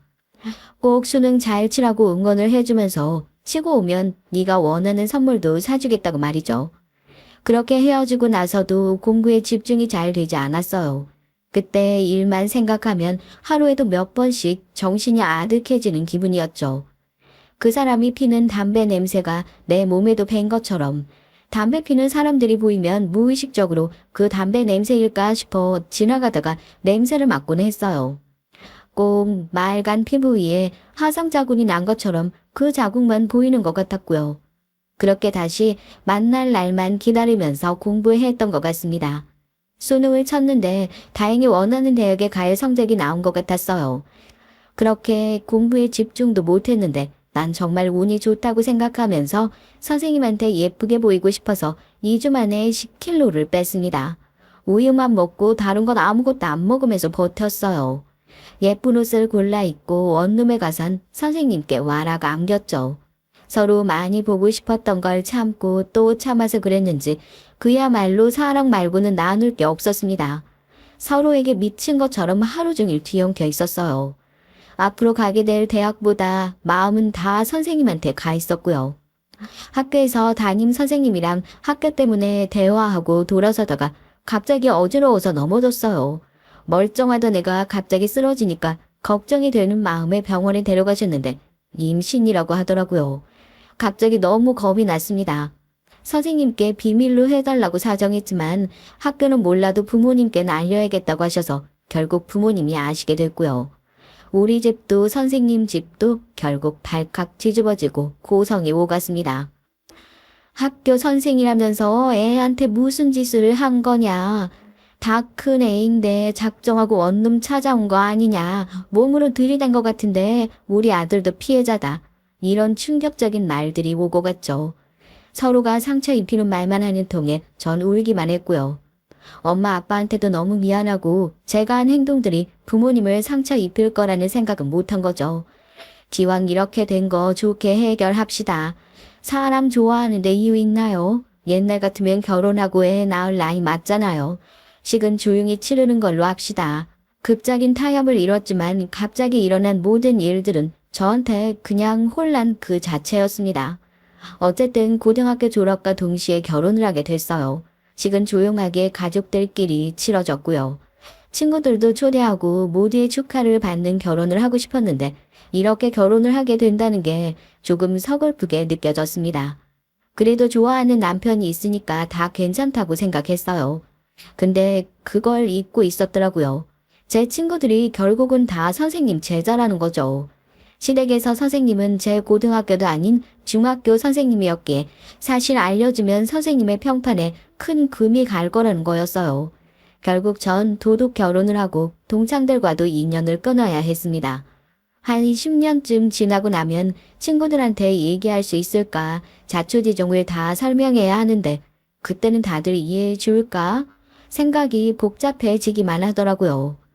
가끔 누구누구랑 사귄다더라, 누구누구가 결혼했다더라, 누가 다쳤다더라 이런 소식들을 남편을 통해서 들을 뿐이었죠. 가끔 생각해도 결혼을 그렇게 다른 주변 사람들에게 숨기면서 하는 게 아니었는데 하고요. 도둑 결혼이라고 하잖아요. 길을 가다가 동창을 만날까봐 배를 가리고 늘 마스크에 모자를 쓰고 다녔고요. 그래도 어떻게든 대학 문턱은 밟고 싶었는데 조산기가 있다고 집에 가만히 누워있기만 해야 한다고 해서 입학도 하지 못했어요. 임신이 아니라 몸에 병균이라도 들어간 사람처럼 내 몸이 아니었던 것 같아요. 선생님도 걱정하고 옆에 있어줬지만 점점 지쳐가는 게 눈에 다 보일 정도였죠. 학교에서 애들 가르치고 선생님들이랑 인간관계에 지치고 피곤한데 집에서라도 자기를 힐링시켜 줄 수 있는 사람이 필요했었던 것 같아요. 근데 집에도 자기만 바라보는 힘들고 우울한 임산부가 있다는 게 결국 마음의 짐이 됐는지 집에도 늦게 들어오고 제가 아무 말 하지 않아도 제발 아는 척 안 해줬으면 하는 얼굴이 가득했습니다. 서로 대화가 잘 돼서 좋았는데 도리어 결혼 후부터 대화가 많이 줄었던 것 같아요. 그때부터 우울증이 생겼던 것 같습니다. 너무 대화할 사람이 없던 차에 학교 다닐 때부터 대화하던 친구가 생각났어요. 이 친구랑은 이상한 게 중학교 다닐 땐 대화 한번 제대로 한 적이 없다가 고등학교 진학하고 나서 한 번씩 연락을 하곤 했었는데 대화도 잘 되고 친해졌었죠. 의남매를 맺자고 할 만큼이었어요. 사실은 같은 나이라 남매도 아니었지만 그냥 누나 동생 하면서 지내기로 했고요. 그래도 그 친구랑 시시콜콜한 얘기하면서 동창들 얘기도 전해 들으면서 웃고 놀았던 것 같네요. 아, 이런 게 내 나이 때에 맞는 사람과의 대화구나. 별거 아니더라도 그냥 편하고 그냥 웃기고 재밌네 하는 걸 알게 됐죠. 한 번씩 시어머니랑 시누이가 집에 왔었는데 그건 참 고문이 아닐 수 없더라고요. 왜 10월드라고 하는지 알 것 같았죠. 이리저리 참견하고 출산 준비는 하고 있는지 다 체크했고 제가 평소에 잘 먹지 못하는 음식들도 먹어야 한다고 억지로 먹이곤 하셨어요. 아이를 위해서라며 계속 먹이시는 바람에 신경을 좀 썼더니 구토가 나오고 얼굴에 두드러기가 올라왔죠. 아이 때문에 약도 먹지 못하는 상황이라 너무 당황했는데 얘기를 들은 남편이 너도 참 유별나다 정말 이렇게 얘기를 하더라고요. 세상에 누가 보면 부모가 정략 결혼시켜서 결혼한 줄 알겠더라고요. 애가 없었으면 이 남자랑 결혼하긴 했을까 이런 생각이 들었죠. 내가 너무 섣불렀구나. 준비 없이 한 결혼이다 보니까 무슨 일이 있어도 부모님께도 말도 못하고 친구들과도 인연도 거의 다 끊었고 한 명 남은 친구만 바라보다 모든 걸 다 털어놓고 사는 것도 바보 같은 짓이란 생각이 들더라고요. 과거의 날 가슴치며 후회해도 소용이 없었죠. 선생님과 사랑 나눴던 그 원룸에 찾아가 수백 번 불을 지르고 집을 망가뜨리고 문을 걸어 잠그는 상상을 했습니다. 아이도 결국 알아버렸나 봐요. 엄마가 아직 준비가 되지 않았다는 걸. 결국 8개월 후반이 돼서 아이 심장이 더 뛰지 않는다는 소리를 들었죠. 충격이 너무 커서 아무 말도 못했습니다. 결국 수술해서 죽은 아이를 꺼냈어요. 제 몸에선 아이를 먹일 모유가 나오기 시작했고요. 아이에게도 미안하고 저 자신한테도 미안했습니다. 아이는 다시 가지면 되니까 어두워지지 말자.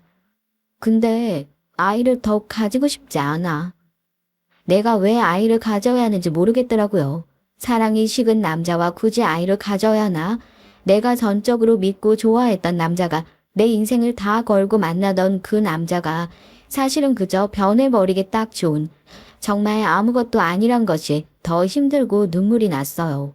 이렇게 제 삶을 그냥 놔둘 수는 없었습니다. 어두워지고 저를 더 아프게 하고 싶지 않았죠. 몸조리가 끝나고 난 후에 다시 운동을 시작했어요. 몸이 다시 슬림해지고 건강해지는 것 같아 기분이 좋았습니다.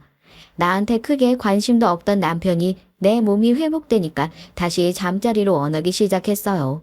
계속 잊고 지냈는데 선생님이니까 늘 바른 모습, 좋은 모습으로 나를 대해주겠지 했던 건 그냥 제가 갖고 있던 헛된 망상일 뿐이더라고요. 그냥 유머러스하고 아는 거 많은 성욕이 왕성한 남자, 그게 남편의 정이었습니다. 시댁에서도 계속 남편 나이도 있으니까 빨리 아이를 가지라고 서마였죠. 전 아직 회복되지 않았다고 얘기했지만 넌 젊으니까 괜찮다고 하면서 아이 가지기를 종용했어요. 뒤에서 수군거리는 소리에 또 전 엄청나게 상처를 받았습니다. 아니 학생 때도 지가 알아서 애를 척척 빼더니 갑자기 웬 내중이야? 웃기시네. 애 죽은 지 얼마 됐다고 살 빼고 돌아다니는 거 봐요. 오빠는 하필 저런 애랑 엮여가지고. 오빠가 우리한테 그랬잖아. 어린애가 계속 찾아와서 몸으로 들이대서 정신 못 차렸다고. 죄송하다고요. 두고 봐요. 얼마 안 가서 또 임신하겠지 뭐. 자기 편한 대로 나를 깎아내려가면서 가족들에게 날 저렇게 얘기했구나. 그래서 저렇게 시댁 식구들이 나를 벌레 보듯 보는 거구나. 너 이제 대충 몸도 회복된 것 같은데 우리 가게 와서 일도 좀 배우고 일 좀 거들어. 저 아직 몸이 다 회복 안 된 것 같아요. 조금 후에 도와드리겠습니다. 제 마음 추스르는 것도 좀 걸릴 것 같고요. 그럴 때는 혼자 마음 추스른다고 되는 게 아니야. 내일 8시까지 가게로 와. 네. 내가 생각했던 것과 달리 어머니는 절 거의 알바생으로 생각하시는 것 같았죠. 아침부터 저녁까지 제가 잠시라도 앉아있는 꼴을 못 보는 것 같더라고요. 옆에 같이 일하는 아주머니가 유산한 지 얼마 안 된 며느리를 이렇게 부려먹는 시어머니는 처음이라고 진짜 자기 딸은 그렇게 애지중지하면서 한숨을 쉬시더라고요. 며칠 동안은 그럭저럭 버틸만을 했는데 3일이 지나니까 슬슬 몸이 힘들어지더라고요. 그래도 시어머니 성화에 아침부터 나가서 일했는데 갑자기 아랫배에 심한 통증이 생겨서 괴로워하다가 넘어졌는데 나중에 정신 차려보니까 제가 쓰러졌었다고 하더라고요. 정신 차려보니 병원이었습니다. 정신이 좀 드세요? 유산하셔서 정신 잃으셨어요. 유산이요? 저 사산한 지 얼마 안 됐었는데. 아직 몸을 좀 추슬렀어야 했는데 식당에서 일을 하셨다고요? 그렇게 무리하시면 안 됩니다. 계속 이렇게 되면 습관성 유산이 될 수 있어서 아기를 가지고 싶어도 못 가지게 돼요. 지금 나이가 어려 금방 회복한다고 해도 이게 반복되면 큰일 납니다. 스트레스 받지 마시고 치료에 집중하세요. 이분 보호자는요? 이 시어머니 오셨었는데 식사하러 가신다고 아들이랑 나가시더라고요. 혹시 지금 퇴원 가능한가요? 아니요, 조금 있다가 한 이틀 정도 회복하고 가세요. 전 바로 병원으로 엄마를 불렀어요. 엄마, 나 여기 땡땡 병원인데 좀 와주세요. 황급히 달려온 엄마는 내 상태를 보고 계속 오셨어요.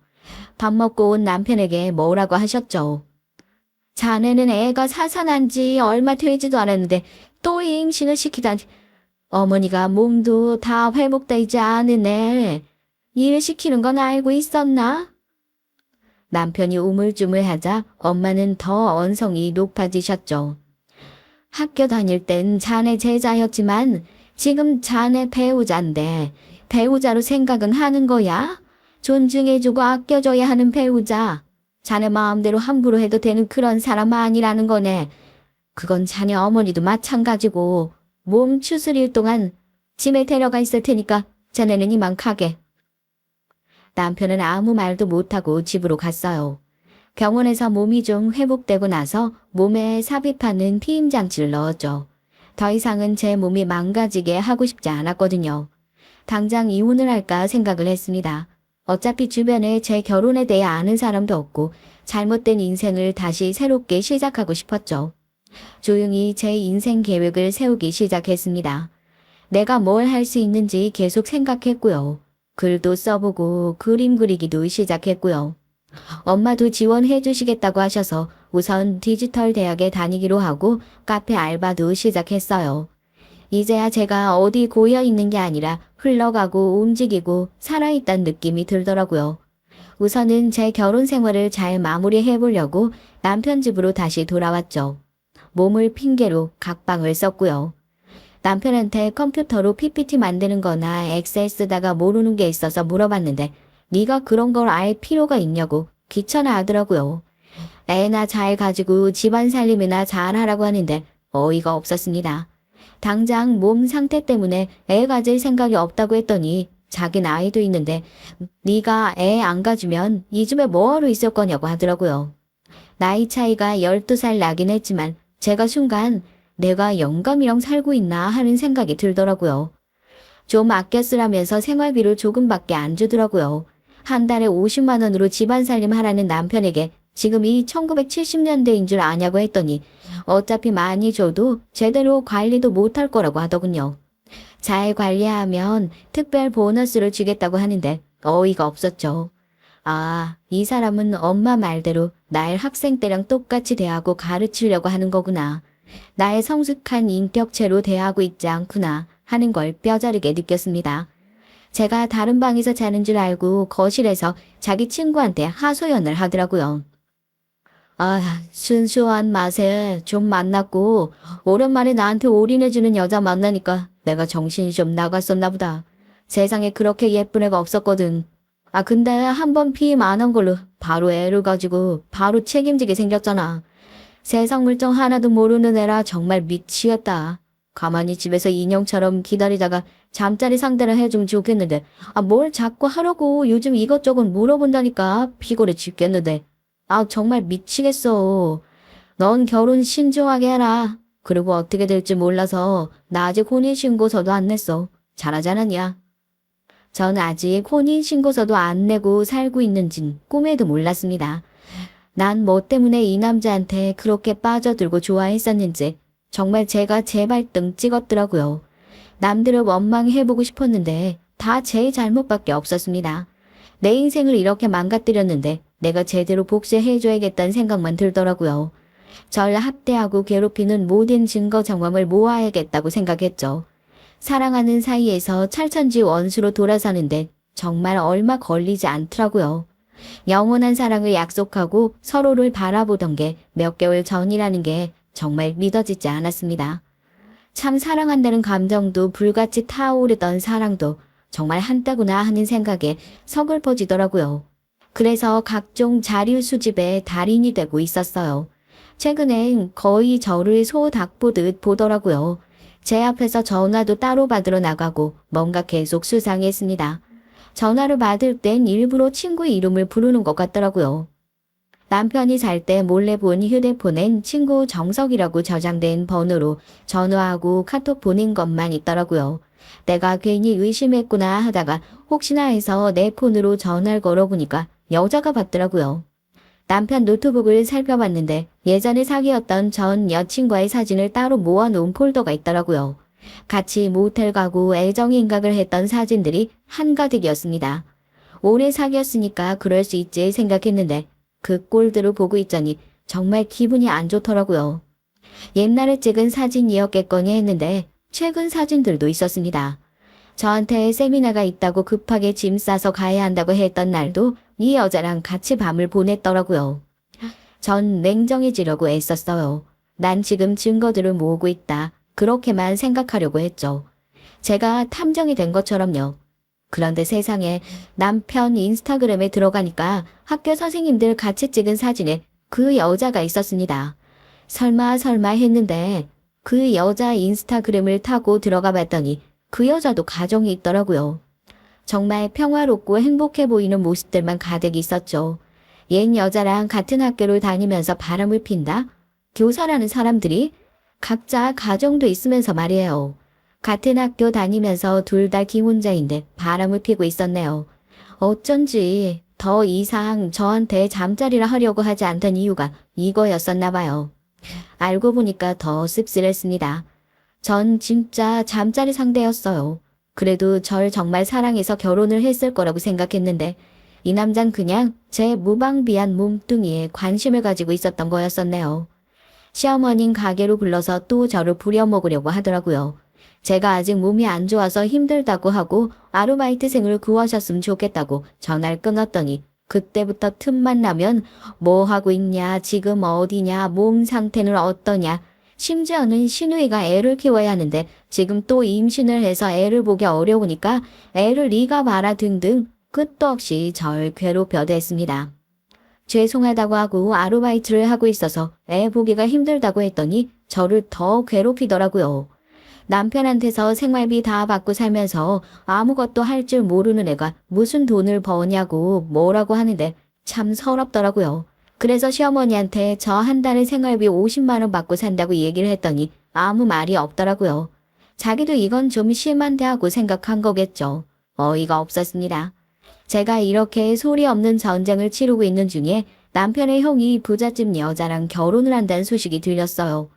남편의 형은 사람이 말수도 적고 점잖았는데 자기 맡은 바 열심히 그리고 조용히 자기 일을 열심히 하는 사람이었죠. 재미는 좀 없어도 늘 바른 생활이 몸에 밴 분이시더라고요. 남편보다 5살 더 나이가 많다 보니 저보다 훨씬 나이가 많으셨는데도 그래도 항상 절 우대해 주시고 말도 따뜻하게 잘 해주셨죠. 공무원이라고 들었는데 어쩌다 부잣집 딸이랑 선을 봐서 이번에 결혼하게 됐다고 하더라고요. 시어머니는 형님 앞에서는 흠잡히지 않으려고 지적이고 인자한 모습만 보이려고 엄청나게 애를 쓰더라고요. 근데 손바닥으로 하늘을 가릴 순 없잖아요. 저를 대하는 시어머니의 모습을 보고 이미 어떤 사람인지 다 파악을 한 눈치였습니다. 착한 시어머니인 척 아무리 가식적인 모습을 보여도 틈만 나면 쟤는 대학교도 안 나와서 아는 게 없다. 나이도 젊은데 저렇게 약해 빠져서야. 아무리 가식적인 모습을 보이고 형님한테 힘든 일 절대 안 시키려고 해도 진실된 사람이 아니라고 생각이 들면 가까이 대하기 싫은 게 사람 마음이잖아요. 형님은 3시간도 시댁에서 머물기 싫어하더라고요. 결국 시어머니는 설거지도 나보고 하라고 해서 아무 말 없이 하고 있는데 형님이 와서 저한테 말을 거시더라고요. 어린 나이에 갑자기 시집 왔다고 들었는데 이렇게 고생만 해서 어떡해요? 힘든 일 있으면 얼마든지 나한테 얘기해요. 우리 친하게 지내요. 그렇게 연락처를 주고받았습니다. 형님은 좋은 뮤지컬이나 연극 티켓이 생기면 저한테 보여주시거나 같이 가자고 연락이 오셨죠. 물론 시어머니한테 비밀이었어요. 살면서 오랜만에 만나보는 어른이었고 고상하고 지적이고 마음에 덕이 있는 분이었죠. 저도 모르게 속마음을 말하고 말았는데 형님 같은 분이 제 시어머니셨으면 정말 소원이 없겠어요. 없고 다녔을 것 같은데요. 지나가는 그 말 하나도 그냥 듣지 않고 저를 토닥토닥 해주시더라고요. 집안 행사가 있을 때마다 설거지는 늘 제 몫이었습니다. 끊임없이 이어지는 설거지에 형님이 도와주러 오시면 시어머니는 억지로 또 형님을 끌고 가셨죠. 아무 말 없이 다 하고 남편을 쳐다봤는데 시댁 식구들 무리에 같이 섞여서 웃고 있으면서 힘든 표정으로 서 있는 저랑 눈이 마주쳤는데 그냥 외면하더라고요. 저런 놈을 믿고 의지하고 살 생각을 하다니. 시어머니는 형님 임신시키기에 돌입하신 것 같더라고요. 형님 체질이나 아무런 정보도 하나 없이 한의원 가서 나이 많은 여자 임신할 수 있는 약을 지어 오셨더라고요. 형님은 한약을 잘 못 먹는다고 해도 막무가내로 먹어보라고 꼭 챙겨 먹으라고 하더라고요. 형님이 저를 보고 동서도 같이 먹으면 좋겠다고 얘기하길래 형님 저는 괜찮아요. 쟤는 사산하고 얼마 안 돼서 또 임신했었는데 유산했단다. 젊어서 그런지 임신은 잘 되니 걱정 안 해도 돼. 쟤는 임신이 특기자 모기내니까 사고 쳐서 임신만 안 했어도 내 아들이 저런 세상 철부지랑 아휴 하여튼 제 임신은 걱정 안 해도 되니까 네가 먹고 손주 좀 안겨다오 큰애야. 너 닮은 손주 보는 게 내 소원이다. 남편은 제가 그런 얘기 듣는 걸 다 듣고 그냥 웃기만 하더라고요. 12살 어린 제자를 그냥 임신부터 시킨 건 선생이란 직업을 가진 대개 아드님이라고 하고 싶었지만 간신히 참았죠. 남편은 이제 정말 내 사람이 아니구나. 내가 무슨 말을 듣고 무슨 일을 겪어도 그저 남 일처럼 보기만 하는구나. 마음이 다 떠났구나. 돌아서서 조용히 설거지만 했습니다. 이제 남편 외에도 증거도 다 모았으니까 다 복수해야겠다고 마음을 먹었죠. 남편한테 말하지 않고 조용히 다들 TV 보면서 웃고 떠들 때 조용히 시댁에서 나왔습니다. 근처에 커피 맛집이 있었는데 거기서 비싸도 맛있는 커피를 시켜서 마셨어요. 기분이 좋아져서 맨날 올라오는 글만 읽었는데 용기 내서 글을 써서 올렸습니다. 제목은 절망에서 벗어나 마시는 달콤한 커피 한 잔이란 제목으로요. 오랜만에 마신 커피가 그렇게 달콤할 수가 없더라고요. 다음날 알바 가려는데 시엄마가 쉬느라 갑자기 집에 쳐들어왔어요.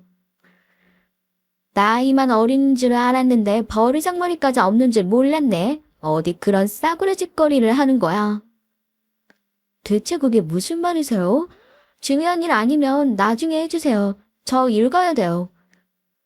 네 형님 준 보약이 아무리 탐나도 아무 말 없이 약 가지고 도망간 건 좀 심한 거 아니냐? 손버릇까지 안 좋은 건 몰랐는데 너도 참 어이가 없어서 왔다.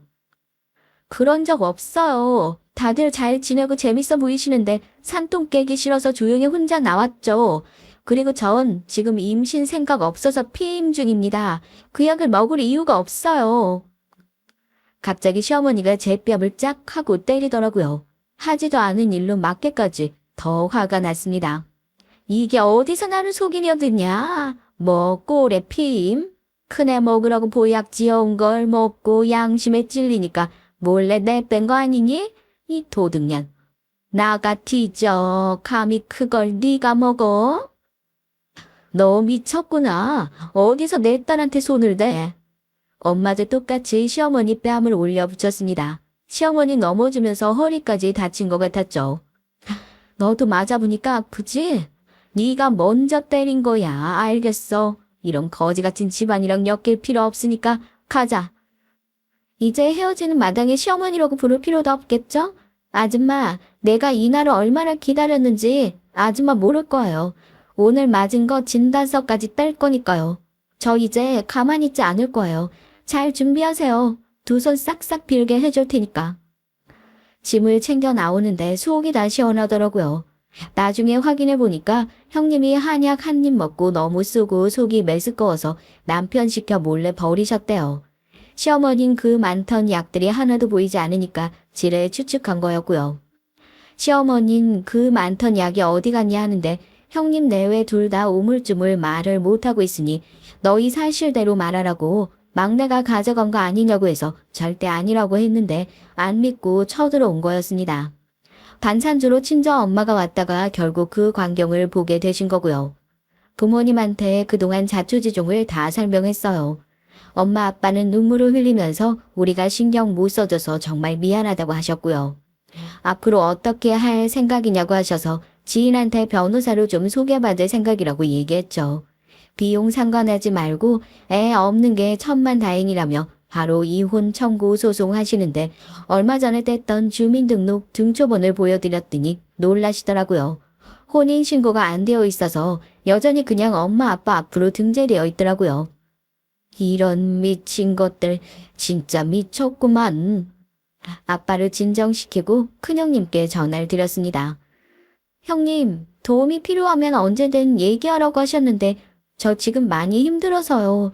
유능한 변호사 그때 소개시켜 주실 수 있다고 하셨는데 부탁드려도 될까요? 잘 생각했어요. 내가 바로 연락처 보내줄게요. 소개받은 변호사는 대형 로펌에 소속된 엘리트 변호사였어요. 지금까지 참고 사느라 너무 고생했다고 하시더라고요. 거의 3개월 동안 자료 수집을 해둔 덕분에 바로 소송 진행도 될 것 같다고 하더라고요. 혼인 빙자 간음의 외도까지 위자료까지 빠방하게 받아내겠다고 했죠. 교사라는 직업에 타격 많이 받겠네요.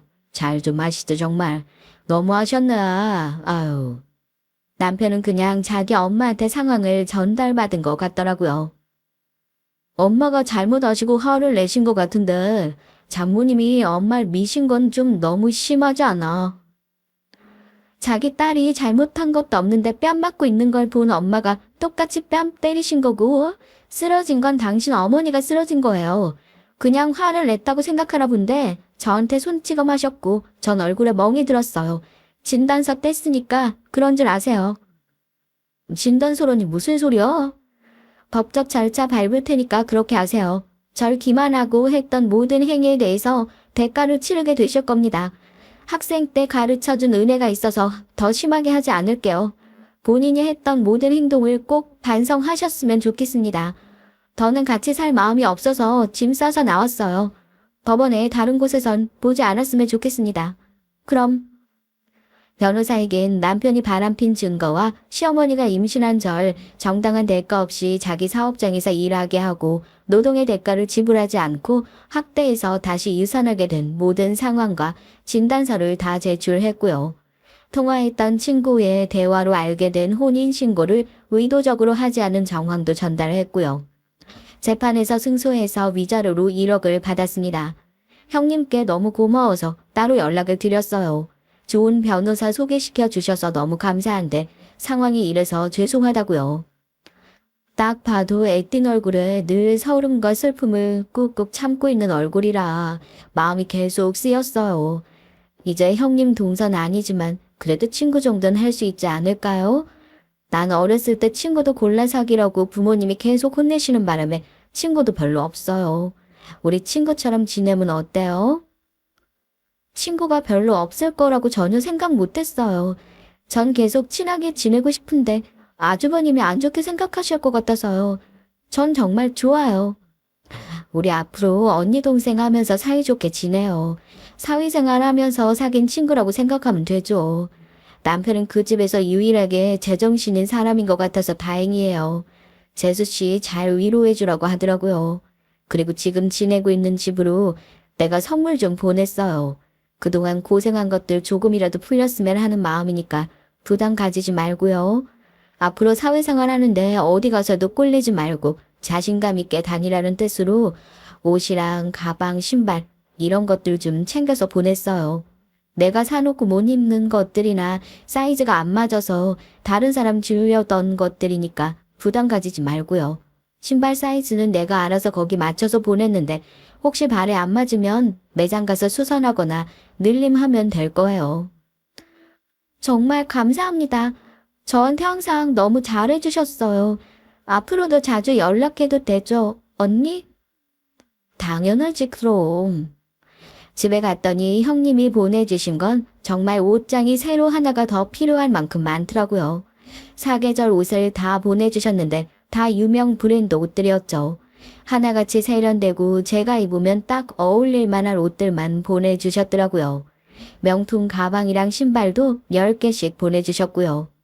누가 보면 명품만 밝히던 된장녀처럼 알 정도로 정말 원 없이 보내주셨습니다.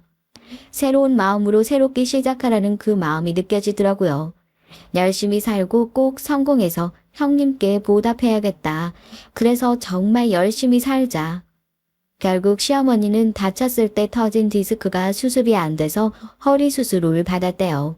운영하던 막창집은 일하던 알바생이 사람을 너무 부려먹고 음식 다시 돌려쓰게 한다고 글을 올리는 바람에 소문이 나서 장사를 접었다고 하더라고요. 사람한테 잘못한 건 정말 어떻게든 다시 돌아오는 것 같습니다. 재판에서 우리 사건에 관심을 가진 기자님 한 분이 저한테 연락이 왔어요. 인터뷰를 하고 싶다고요. 전 그냥 솔직하게 있었던 일들을 얘기했고 기자님은 제 신분을 절대 노출되지 않도록 해주겠다고 약속해서 기사를 내도록 허락했죠. 그 기사님이 기사를 아주 맛깔나게 잘 쓰셨더라고요. 남편 얼굴과 상간녀 사진도 모자이크 처리돼서 나가긴 했는데 학생들이 학교에서 찍힌 2명을 알아본 바람에 난리가 났었대요. 학교에선 기자한테 왜 상관도 없는 우리 학교 선생님들 사진을 허락도 없이 기사에 실었냐고 내용 정정을 부탁했다고 하더라고요. 기자는 당당하게 얘기했대요. 상관없는 게 아니라 그 사람 둘이서 바람피는 사이 맞다고요. 이미 확인 다 됐고 남자 선생님은 재판에서 져서 위자료까지 다 내셨다고요. 교장 선생님은 몇 차례 두 사람이 맞냐고 확인까지 하고 카톡 주고받은 내용과 둘의 사적인 사진까지 보고 정말 놀라서 두 사람을 잘랐다고 하더라고요. 소문이 좀 가라앉고 몇 년 후에 선생님은 애들 과외 시켜주는 공부방을 운영한다고 들었어요. 그렇게라도 자신의 과거를 반성하면서 남들한테 많이 베풀며 살아갔으면 하는 생각이 들었습니다. 이젠 증오나 미움 따위는 남아있지 않아요. 어쨌든 그 사람도 고통을 받았을 테니까요. 아직 절 원망한다고 하더라도 별로 신경 쓰이지 않더라고요. 어쨌든 우리는 이미 남이니까요. 전 여전히 글을 쓰면서 아르바이트도 하고 이제 곧 학교도 졸업해요. 글 쓰는 사이트에서 인기 작가가 됐고 유명 출판사에서 책을 내자고 해서 오늘 계약을 하고 돌아왔죠. 초반엔 좀 쉽지 않은 경험들로 이루어진 삶이었지만 이제 중년이 되면 그동안의 경험들을 밑거름으로 더 일이 잘 풀리지 않을까 생각합니다. 아직도 언니, 과거의 형님이죠. 언니랑도 자주 연락하면서 지내요. 여전히 언니는 저한테 가방도 옷도 자주 보내주고 있고요. 이쯤 되면 일부러 잘못 사는 건지 저 주려고 그냥 사는 건지 헷갈리지만 항상 만나면 반갑고 좋은 사람입니다. 그 선생님 덕분에 얻은 건 글 쓸 소재들과 이런 좋은 인연이네요.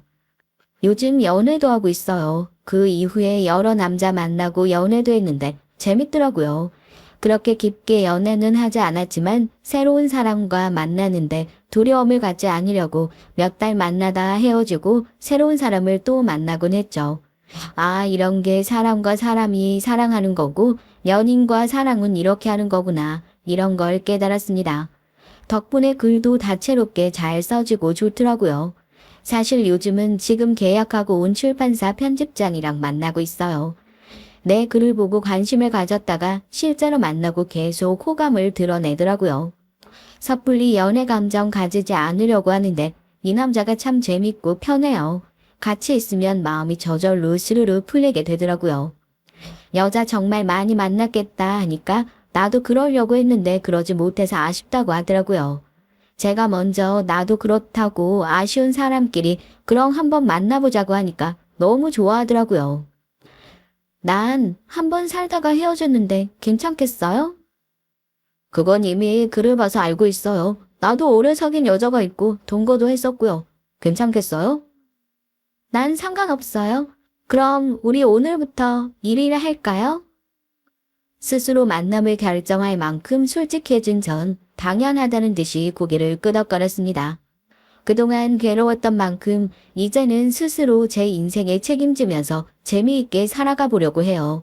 과거에 무슨 일이 있었던 간에 지금부턴 즐거운 일들만 가득할 거라고 믿고 다들 오늘 하루를 보내면 좋겠습니다. 좋은 하루, 좋은 일들만 가득하세요.